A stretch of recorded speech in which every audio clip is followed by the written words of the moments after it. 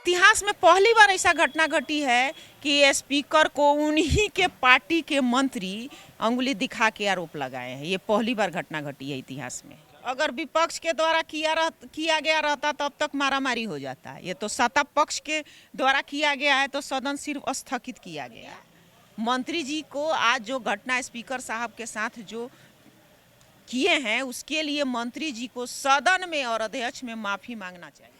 देखिए, तेजस्वी जी को विरासत में राजनीति मिली है और जिस उम्र में अभी हैं वो बहुत काम कर रहे हैं और बहुत बड़े नेता बन गए हैं और आगे भी बनेंगे। इस बिहार का वो मुख्यमंत्री जरूर बनेंगे।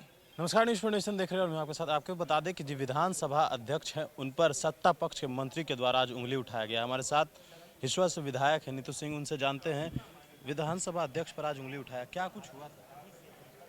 देखिए, आज सदन में जो भी घटना घटी है वो बहुत निंदनीय घटना है। उस घटना की मैं घोर निंदा करती हूँ। विधानसभा अध्यक्ष बहुत बड़ा पावरफुल कुर्सी होता है और उसी के निर्देशानुसार और नियमावली से विधानसभा को चलाया जाता है। अगर अध्यक्ष जी मंत्री जी से पूछ ही दिए कि आपके सवाल का जवाब कम आ रहा है तो इसमें कौन बड़ी बात बोल दिए, कौन गुनाह अध्यक्ष जी कर दिए कि मंत्री जी इतना इनका गुस्सा इतना सातवां आसमान पर चढ़ गया।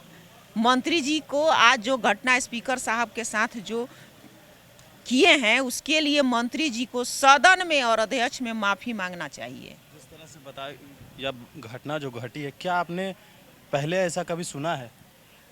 हम लोग तो अभी पता किए, इतिहास में पहली बार ऐसा घटना घटी है कि स्पीकर को उन्हीं के पार्टी के मंत्री अंगुली दिखा के आरोप लगाए हैं। ये पहली बार घटना घटी है इतिहास में। क्या कहेंगे इस घटना पे? ये घटना बहुत ही निंदनीय घटना है और इस घटना की मैं घोर निंदा करती हूँ और आशा करती हूँ कि भविष्य में ऐसा कोई घटना नहीं घटे और मंत्री जी को माफ़ी मांगना चाहिए। क्या लगता है कि अगर यह जो घटना सत्ता पक्ष के द्वारा किया गया है, अगर विपक्ष के द्वारा किया जाता तो इसमें क्या होता? अगर विपक्ष के द्वारा किया गया रहता तब तक मारामारी हो जाता है। ये तो सत्ता पक्ष के द्वारा किया गया है तो सदन सिर्फ स्थगित किया गया है। एक सवाल है कि जिस तरह से राम सूरत राय का मुद्दा लगातार चर्चे में है, आप भी जान रहे होंगे इस बात को, लेकिन एक सवाल यह है कि नेता प्रतिपक्ष ने कहा है कि अगर एक सप्ताह के अंदर जहां शराब पकड़ाया था वहां पुलिस स्टेशन नहीं खुलता है तो वो मुख्यमंत्री आवास का घेराव करेंगे और उन्होंने कहा है कि महागठबंधन के तमाम घटक दल मौजूद रहेंगे। इसी में कहा, देखिए, शराबबंदी पर जो कानून लागू हुआ बिहार में वो तो बिहार के लिए अच्छा कानून था, लेकिन अभी उसमें पूरी तरह से सफलता नहीं मिल रहा है। और माननीय मुख्यमंत्री जी हाई लेवल मीटिंग करके और सबको बोले हैं कि शराबबंदी पर एकदम कड़ाई किया जाए। तो देखिए कि क्या उनका तो स्पष्ट आदेश है कि जहां शराब पकड़ाएगा उस घर में स्कूल और थाना खोला जाएगा। तो अब उनके मंत्री जी के स्कूल में भी पकड़ाया है तो मुख्यमंत्री जी को तो थाना वहां जरूर खोलना चाहिए। अगर थाना नहीं खुलेगा तो विपक्ष का लोग तो हल्ला करेगा, ये तो स्वाभाविक है। घटना हुए नवंबर में, ये घटना घटी थी नवंबर में, गाड़ी पकड़ाई थी, लेकिन अब तक थाना नहीं खुला है।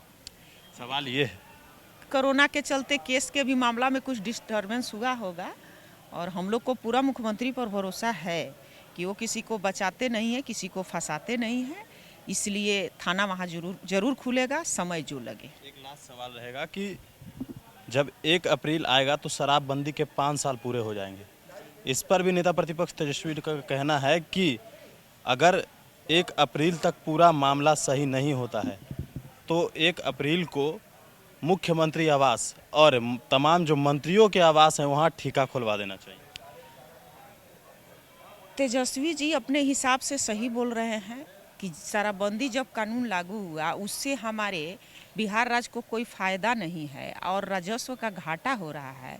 तो राजस्व घाटा को देखते हुए मुख्यमंत्री जी को इस पर पुनर्विचार करना चाहिए, नहीं तो इस नियम को कड़ाई से लागू करना चाहिए और नहीं तो फ्री कर देना चाहिए। एक लास्ट सवाल, पवन सिंह एक्टर को आप जानते होंगे, उन्होंने तेजस्वी को कहा है कि तेजस्वी को अभी और मेहनत की ज़रूरत है।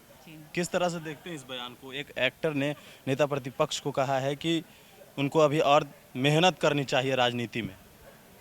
देखिए, तेजस्वी जी को विरासत में राजनीति मिली है और जिस उम्र में अभी हैं वो बहुत काम कर रहे हैं और बहुत बड़े नेता बन गए हैं और आगे भी बनेंगे। इस बिहार का वो मुख्यमंत्री जरूर बनेंगे।